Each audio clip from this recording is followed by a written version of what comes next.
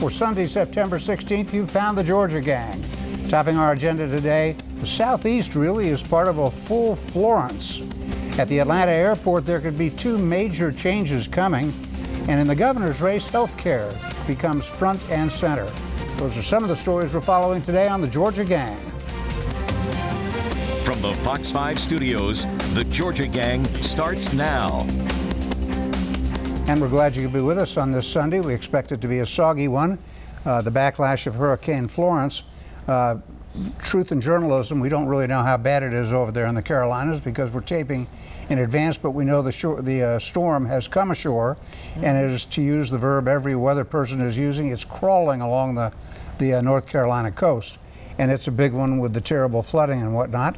Here in Georgia, Phil, the governor didn't waste any time. He put the whole state on emergency status. Well, I think that was very smart because when you look at the different weather models, you're not sure if it will go over into the Georgia border, and of course with high winds and rain. And just a quick word, I think you see the generosity of Georgians here. You see, for example, the Atlanta Motor Speedway opening up for folks who can come in there and camp from North Carolina and South Carolina. You see a whole bunch of examples. We were talking, Alexis, about animals and horses being transferred over to Georgia and for free often, so that's great. Nice discount rates at a lot of hotels. Yeah, a letter of welcome from the mayor of Fairburn.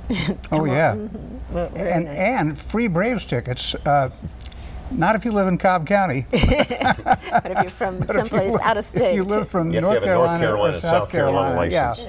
Yeah. But no, it's speaking of the governor, and it occurred to me this week that he did right on this one, but he's been burned before, so we know that this was the right thing to do. But he's really riding a series of wins, if you think about it.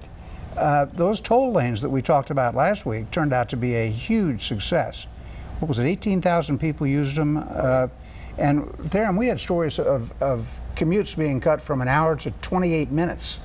Yeah, and that makes voters happy. Yeah, and I think that this is going to be something that's going to be a part of the governor's legacy. I mean, not only did he continue to over-communicate with the public about these new toll lanes, but remember a few weeks probably ago we talked about how it was going to reduce traffic, and that's one thing that a lot of people in this region care about. So less time that we can spend in our cars and more time working and spending time with our family is always a good thing. Right. I had to go up to the Battery Park area last week right after the tolls opened, and I was amazed. It did cut my travel time from 30 to 20 minutes, so that was pretty awesome. You have a Peach Pass on your car? No, oh. I mean because the traffic was freed gone. up the cars. Yeah, the traffic wasn't there. Well, you're right, Dick. It's a great legacy. I agree with what's being said, and I think another legacy is the whole remaking of the judiciary in a more constitutionalist, conservative mold.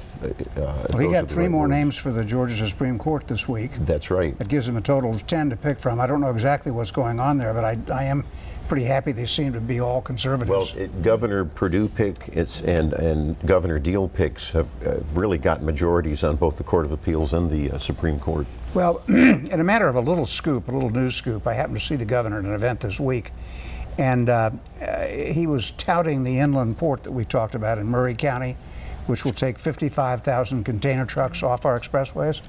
And he said that soon to be announced is another inland port, this one in northeast Georgia, he didn't say where, aimed at taking the traffic off I-85, the 18-wheeler traffic.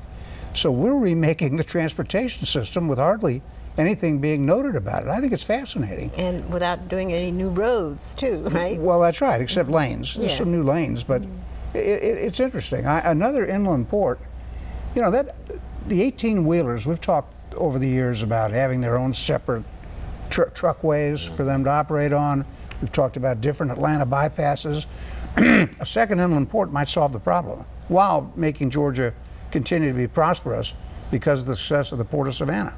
Well, this is the proper planning. I think we've all agreed over the past couple of years that this is the right planning for congestion, and public-private partnerships like what we've been talking about are good. And I think you're going to see, you talk about new roads. Yes, we are getting new roads thanks to that bond issue passed by the legislature a couple of years ago.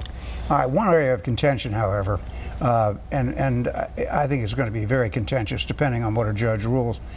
on Monday or sometime this coming week, Judge Amy Totenberg is supposed to rule on this lawsuit involving the way we vote and whether we should switch to paper ballots for the November election. Personally, I think that's impossible. I can't imagine Amy Totenberg would order something that sweeping. Can you? Well, sure, she could do it if she decides to do it, and it could happen. But it's going to be interesting to see if it happens. It's going to be. It could be bad either way. You know, there could be tampering with the electronic system, but there also could be a disaster trying to do by paper. But there's no evidence. She's saying they got the what you just said, the balancing of the threat of cyber threats versus the slow time it takes to count paper and all that. But the problem is there's no evidence that this current election system of freestanding terminals has ever been hacked. Nobody's vote's been changed. Yeah, but I think that in this day and age, in 2018, she's proceeding with an extreme amount of caution. And I think that if you really look at paper ballots, I think it's inevitable. It's going to come to Georgia. Oh, It's just a matter, do you change it now with less than, roughly 60 days, 50 days to go before an election? But the number one goal should be making sure the citizens of Georgia feel like their votes are being protected and they're being counted accurately. And so while it hasn't happened, it could happen to any state. Right, and I think because of 2016, that's what the fear is. Right. Well, and I think there's a bipartisan agreement that we need to go to paper ballots with a paper audit trail. Well, and the Secretary of State's already and the set Secretary that of up. State Kemp is for that, and I believe both the Democrat and Republican candidates for Secretary of State are for that. I will say this: if this has occurred 2 months before, I think Judge Totenberg would probably say go. But I agree. I think it's too close. I think there'd be chaos. There's not enough optical scanners in all of the polling places. There's not. You'd have to print countless paper ballots. I'm going to guess on Monday she's going to rule. Let's go ahead. Well, and it's also, if people get there and they have to fill out a paper ballot, there are going to be long lines, and the people get discouraged, they'll go home and won't vote. So that could be a disaster. And I've said before, and I'll say it again, judging from past practices in Fulton County, with computerized voting, and we get the results maybe at 3 in the morning, this might be like waiting for the Pony Express to figure out who gets elected in Georgia if they go to paper ballots this time. Goodness. Well, but that's the only area of contention in the state that I see at the moment, other than the campaigns. We've got those coming up. But first, we're going to detour to the city of Atlanta, where there are 2 major events occurring about the airport. Stay with us. Have a question or comment for the Georgia Gang? Visit their website at fox5atlanta.com. And don't forget the discussion on our Facebook page. And of course, look for our tapes on YouTube. The YouTube channel, Georgia Gang is the name of the channel. At Atlanta City Hall, Keisha Lance Bottoms, it seems to me, continues to run 2 administrations. One is her own, and the other is the cleanup of all the stuff surrounding the administration of Kasim Reed. But I will say this, Theron, she was able to name a new airport commissioner, and he comes from one of the nation's largest airports, John F. Kennedy in New York. Yeah, I mean, this is, part of her fulfilling the promise that she made that she was going to make this hire around this time, and also she's completing her cabinet positions. And so we know that certain people have said that she's sort of not, been able to move as fast as they want them to. But you're exactly right, Dick. I mean, she's really spending an enormous amount of time dealing with things that carried over to her administration from her predecessors. And so this is going to, restore, I think, a lot of confidence in this airport moving forward. There's a lot of projects, a lot of great things that are going to move forward there. So the way to say that might be, with all due respect to the commissioners who have gone before, there have been questions about many. Going to an outsider from a world-renowned airport is a very good move toward public confidence, I think. I don't think this fellow John Selden has any ties locally, does he, that we've heard of? No, and I hope too that this will be a new day at the airport. But the problem hasn't been with the airport managers per se. The problem has been with the corrupt and flawed procurement process controlled by Atlanta City Hall that has forced some of these managers to do some things they didn't want to do. In fact, we all know that Miguel Southwell, one of the managers over the last few years, quit because he refused to sign these shady contracts that Mayor Kasim Reed wanted. When they almost sued each other over it. In fact, they did file. But now that leads us to the airport hearings. The second one, from the state Senate committee in charge with looking at control of the airport and perhaps putting it under a state authority. I guess they got bogged down in the details of the lease agreement between Delta and Southwest and Hartsfield. Is that the right read, Phil? Partially, and also the bond package, and how would that be transferred from the city of Atlanta if there was an airport authority established, controlled by the state. And it was interesting, I thought there was some great testimony from a bond expert from Parker Poe, and he knocked down these arguments by the city attorneys that, oh wait, this is too tricky and complicated to change bonds over from the city to another entity. Well, no, it's like a landlord-tenant relationship. I mean, Delta's always going to be there. There just would be a new landlord under an authority. And the bond expert from Parker Poe said this is a very manageable problem. He knocked down the city's arguments. No, I think maybe you were at a different hearing. What I think he said was that it can be done, but it would be an enormous amount of burden. It would be a lot of different processes for the state to endure this type of bond package. And so yeah, he did sort of say that it can be done. That's never been a question. And the thing is that I really left that hearing, watched it online, not feeling like the state committee really had any, tangible reason of why they want to step in and actually, have this authority. Because if you look at the first hearing, it was all about, just really understanding the business and the infrastructure. Now you brought this bond expert in who didn't unequivocally say, you can and can step in. He said that, you could do it, but it would take a lot of time and a lot of coordination between the two entities. So again, I just think that this is another hearing where this committee heard a lot of different testimony, and I'm hearing from some of the Republican representatives that was there. I think they've actually softened their approach a little bit. I think that they felt like the city came and made a good presentation of why they should continue to operate the airport. Well, I think they're looking at the great success, and we alluded to it earlier, of the Georgia Ports Authority, where there's never been a hint of corruption and it all seems to function so well. I think they're tired of the corruption. Now, that was supposed to be the subject of one of the hearings. Well, this is the next one, Phil? They're going to have contractors who've been screwed over by the city of Atlanta, vendors who are going to complain about the procurement process. But just kind of a footnote to Theron's point, I talked to several senators on the committee, and there's been some bullying. Some of the old tactics from the Reid administration seem to have come back over now. The bond expert that we just referred to got a phone call from a city attorney the day before, said, you better soften your remarks and don't be too positive. Now that's wrong, and there's been harassment of some of the other witnesses that have appeared before this committee. Let's change the subject to the city council itself. Mayor Bottoms made quite an appearance before a council committee to try and save the Gulch Project, and the Gulch Project was enumerated last week in a press release from the city. It's a long list of items that the developer CIM Realty promises, stuff like a fire station, 200 units of affordable housing, and all that sort of thing. But still, the cost looks like something between $1 billion, and the public subsidy looks like something between $1 billion and $2 billion. And council wasn't listening to her. They deferred it. Well, I think they were listening to her, but they weren't ready to make a decision. And plus, it was a committee. It wasn't the full council. Right. So it's just was a little bit of a deference on a vote, not necessarily a rejection. I think they got 600 pages of documents the day before. Yeah. And they said, I can't read that fast. And if you look at the presentation, the mayor, I think, kind of knew going over there that it was going to, she was going to be met with a lot of questions. She was going to be met with a lot of unreadiness, partly because the council members did not get the documents, I think, until that weekend, and they didn't have enough time to digest it, which is something that this council, and I think, Alexis, you said this time and time again, this is a new council. So I think they like to really take a little bit more time to digest information. And so this, this article that says, oh, the mayor just gets rejected, well, this is just how things get done at City Hall. You have this council body who is there to represent their constituency and make sure they ask the questions that their constituency want to ask. And that's a good thing, which we didn't see basically under 8 years of Kasim Reed.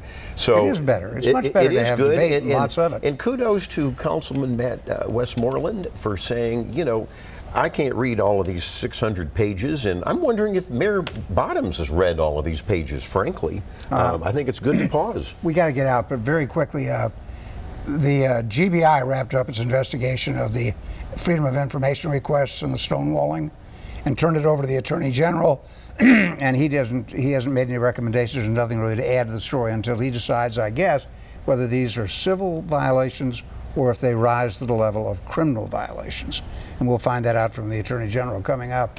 In our next segment, we turn to politics. We've got a good governor's race going, and it is a short time ahead. Stay with us.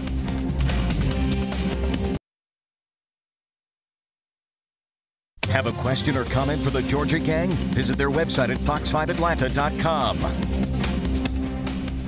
And to catch you up on some political items, Mike Pence, the vice president, did not come to Atlanta. Trip canceled because of obviously the Hurricane Florence and the impact on North Carolina and South Carolina. But they have set some debates in the governor's race. Now, we're very close to that election. Early voting starts, what, October, Theron? Yeah, beginning of October. And so there won't be a debate at the Perry National State Fairgrounds down there. There are only going to be 2 debates, one by the Atlanta Press Club on public TV statewide, and the other on the Sunday, I guess, before the election. Just 2. Yeah. After all this, after that incredibly long primary and now a pretty good campaign over the summer, 2 debates. It's coming down to that. This week seemed to me to be dominated by Stacey Abrams. She made her major health care announcement, and we ought to discuss that.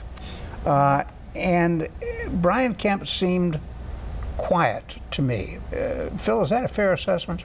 No, I don't think so. I just think the Atlanta paper is pro Stacey Abrams and a lot of their slanted news coverage. Well, yes, Brian, because to Dick's point, Brian Kemp said he would look at a Medicaid waiver. And I think that's a good policy position. Let the debate begin. Yes, but he doesn't have a health care plan at all. What was it, like 2 That's cents? the point I'm trying to make right there. Well, I think he's developing it, just like both candidates are developing their themes right now. But she got out with hers first. She has developed hers. It's been out there on her website. He has countered with this very credible position. The Georgia Public Policy Foundation has been talking about a waiver, which makes sense. If you don't want to get into the policy weeds, we can debate it today. But no, I think both sides have very credible positions. Well, I don't think Stacey Abrams' position is credible. I think it's the New Deal and the war on poverty rolled into a $1 trillion mess. It's credible No, if you're a socialist. No, and it's very expensive. It'd break the bank. It's credible if you're needing health care and you can't get access to it, and you have. It's a combination too of health care and economic development. But you always say, very famously, print more money to do all of this, and we just can't do that. Don't print the money. Money is already there. It's been there. It was allocated with Obamacare back in, what, 2014. Governor Deal has repeatedly said this would break the bank in Georgia. It would threaten our AAA rating. It is bad business. Well, the governor has actually evolved on this conversation around Medicaid expansion. Let's not forget, a year ago. You know what evolve means? Evolve in today's world means a conservative has adopted a liberal position. He's therefore evolved. It means that maybe he might be agreeing with Theron. I know the governor and our First Lady of Georgia watched this show, so I want to use a careful word. But no, listen. He has evolved. He's actually said he empowered the Georgia Chamber to put together a committee of folks that went around the state of Georgia, and they looked at ways of how they could actually expand Medicaid. And so, to Alexis' point, I think that this, and let me back up for a second. Dick, you're right. What you see right now is 2 different campaigns being run. Let me just, someone who's actually been in campaigns, right. recently. You see Stacey Abrams every week sort of adopting an approach of saying, I'm going to show the citizens of Georgia that I am ready and I have a plan to lead if I'm elected governor. Now, Kemp is kind of doing the same thing he did in the primary, because remember there was many times in the primary against Casey Cagle where we'd be like, wow, where's Kemp? What is he doing? And Casey Cagle was getting all the the headlines, and then he comes back with a series of very polarizing but effective campaign ads. And so I think that this issue around health care and Medicaid expansion is something that Stacey Abrams' campaign is seeing in their polling. They're seeing that it's working in the metro area, and I think that it's her one pathway to have some conversations with some rural voters where the hospitals are closing and they can't have any access to health care, and they want to figure out how can the state help them afford to have affordable health care. Leaving Medicaid for moochers aside, just take that out. It's not moochers. Come on, Dick, don't say that. It's just another welfare program. But there is, Theron, you make a great point, and I think Brian Kemp is missing a bet on this. I think the rural hospital thing and the rural doctor shortage has been important for as long as I've been in Georgia. Yes. And I think Brian Kemp needs to catch up And there have been task forces and Phil, and they've looked at plans. Yeah, but he wants to give a subsidy or a tax credit for somebody to make a donation to the hospital. It's Well, worked. It that does has not. worked, Has not that has worked. worked in other states. But I think, Dick, you've also missed a big theme, and it wasn't covered very well in the Atlanta Journal-Constitution. On again, Theron, to your point, appealing, because that is a key sector of suburban voters, especially suburban women. He has pivoted, much like Abrams with health care. He's pivoted to the gang crisis in the state, Right. and the fact that people are worried in urban areas, especially in rural areas too, with the gang problem. He's teamed up with Attorney General Carr, and I think the Democrats are very weak on, and they are perceived as being soft on crime. That is on not this true issue. either. She has a criminal justice plan as well, following on Governor Deal's efforts. And that's fine. That's a revamp the bipartisan criminal thing. justice Criminal justice is kind of been endorsed by both Abrams and Kemp, but we want to crack down hard on these violent criminals. More fear, more fear. But I think that, and I've heard Mayor Bottom say this, you can't incarcerate your way out of this sort of gang problem and this criminal justice problem we have in our state. And so I think It does help. Well, if people commit crimes and they consistently commit them, we can't, we got to stop this revolving door. You are for taking violent criminals off the streets. I just said that, Phil. Okay. But what I'm telling you is that I think that, to Alexis' point, she does have a criminal justice plan. She does. I don't think that she's running for governor. She's going to be polarized as sort of this person being soft on crime. But now I'm going to compliment Kemp, to your point. I think that that's where he's the strongest. I think he feels like his people want to see this Republican nominee come out and sort of team up with the Attorney General and have some solutions around gang violence. Now, I'm not one to ignore that we do have gang problems in the state. Those gang numbers are pretty scary. Yeah, but the one thing that a lot of folks don't talk about it, not just in the urban areas. A lot of these gangs are in these suburban areas like Gwinnett, Cobb, Forsyth County. Well, that's right. And these are not just all African American or Hispanic gangs. There's other Caucasian male and females who are part of these gangs as well. And so, if we're going to talk about the gang problem, let's not, I think, pivot towards the the urban areas and infer that it's just, I thought all the Caucasian gangs were inside the prisons. No, confused me. They are in places like. I think you are ignoring the MS-13 and the illegal alien gangs that have really been terrorizing us. I'm not ignoring them, but I'm just saying That's not the only that's not the issue. only issue that you have, and it's all over our state. Well, you need to tell Stacey Abrams to focus on attacking the gang crisis, and it is a crisis. Well, what Phil just did is this is why he's a good public relations person. He just totally tried to deflect from the issue when we were talking about health care. And I think right now. Well, I think that's what Brian Kemp's trying to do. We're talking about issues. So I say this: if you're a Georgia voter, I think you are concerned about gang problems. But if you have a spouse or a child or a loving friend that can't have health care, and you don't have an affordable pathway to it, I think that kind of trumps. Republicans are for affordable health care. Come on. The polling shows that the majority of folks in the state want to expand Medicaid. And the AJC tells us about it in every story. And I saw a recent poll, and I had to shake my head that the large majority of Georgians didn't even understand the difference between Medicare and Medicaid. That's pretty sad. I think too. that's the point. All right. When we come back, winners and losers. Stay with us.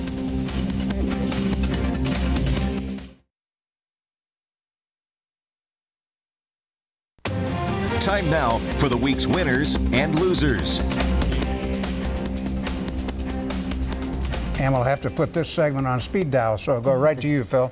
Well, my winner could be Attorney General Chris Carr if he goes ahead with that GBI report you referred to earlier in the broadcast and really takes a stand for transparency and open government by prosecuting these people that have really refused to honor open records requests. Got a winner, the Georgia Historical Society down in Savannah. They're expanding one of their buildings and will double the space for archives for all of the great work that they do. And the loser has to be these vicious, ugly, racist signs that have been put out in various parts of Atlanta. Yeah, Morris Diggs did a and Morris troubling story did on a that. great story. These signs have been put out by these liberals, by Kemp signs, just ugly things that can't even be said in this broadcast. Losers. Alexis. I'm going to salute Major General Marcelite Jordan Harris. She died this week on vacation. She was one of the first women to be a commander in the United States Air Force, many firsts with aircraft carriers, et cetera, maintenance programs, and she will be sorely missed. She was only 75, and she was a graduate of Spelman College. Wow. All right. Can I also? One more. Okay, one Sneak more. it in. All right. AARP Georgia Director Deborah Tyler Horton is my winner this week. She had a luncheon for women leaders and talking about how AARP can be an effective place for people who have needs for family caregivers, et cetera, and you don't have to be 50 years old anymore. You can be anybody to join. Our first winner is James Selden, new general manager of the airport. Also, Gary Brantley was named by Mayor Bottoms as the new CIO, and I want to give a big shout out to Daphne Rackley, who was the interim CIO, who did, I think, a great job through a lot of this transition in the mayor's office. All right. And I will focus on the Falcons. They're on Fox 5 today at 1 o'clock. Here at home against the Carolina Panthers. You don't want to miss that. And by the time we see you next week, the Braves will probably have clinched the National League Eastern Division. It's been many years since we could say that. See you next week on the Georgia Gang. The opinions expressed in this broadcast are those of the panelists appearing in this program.